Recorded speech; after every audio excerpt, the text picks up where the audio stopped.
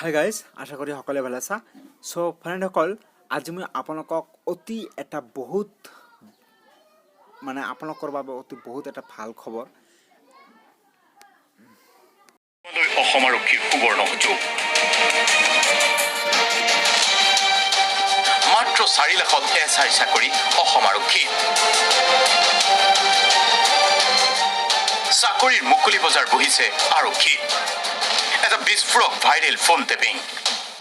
অসম আৰক্ষীত চাকৰিৰ দৰদাম 4 লাখ দিলেই হৈ যাব কাম। উপ পৰিদৰ্শকৰ পদত নিযুক্তিৰ পূৰ্বে দিব লাগিব আগধন। আগতীয়াকে তোমাৰ মিনিমাম কিবা এটা দিব লাগিব। তুমি যদি এছআই কাৰণে হয় 4 লাখ মান ল'ম। ৰিটেন অথবা ফিজিকেল মাত্ৰ 4 লাখ দিলেই হৈ যাব সকলো কাম। মানে ৰিটেনটোৰ কথা কৈ আছে নে ফিজিকেলটোৰ কথা কৈ আছে? প্ৰতিটো বস্তুটো ভাল হ'ব লাগিব। তোমাৰ যদি ৰিটেন বেয়া হৈ যায় তুমি তেতিয়া পাবা নেকি? মই গোটেই চিষ্টেমটোৰ কথা কৈ আছো। গোটেই চিষ্টেমটো মই এইটো ক'ব বিচাৰিছো, এপইণ্টমেণ্টখন তুমি পাব লাগে। হয়, এপইণ্টমেণ্টখন পাব লাগে। এডমিটখন দিব লাগিব PDF কৰি। একাউণ্ট নম্বৰ দিব চাকৰি দিওঁতাই। আগধন জমা দিব লাগিব। এছআই এডমিটখন মোক PDF কৰি দি দিবা।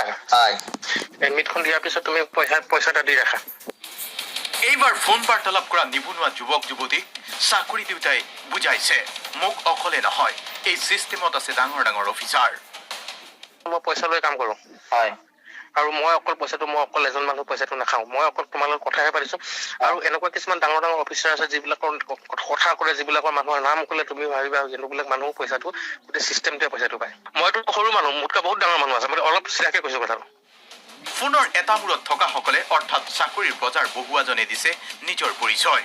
উলুবাৰীত তেওঁৰ কাৰ্যালয়টোলৈও মাতিছে চাকৰি প্ৰত্যাশীক। মই DGP অফিচত ৰিক্ৰুইটমেণ্টত কৰো।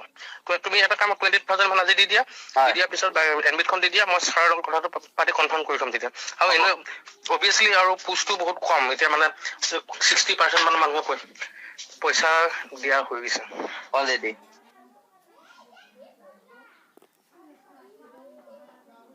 এই বজাৰত কোন কোন শীৰ্ষ বিষয়া জড়িত? এই বিস্ফোৰক ভাইৰেল ফোন টেপিঙৰ তদন্ত হ'বনে?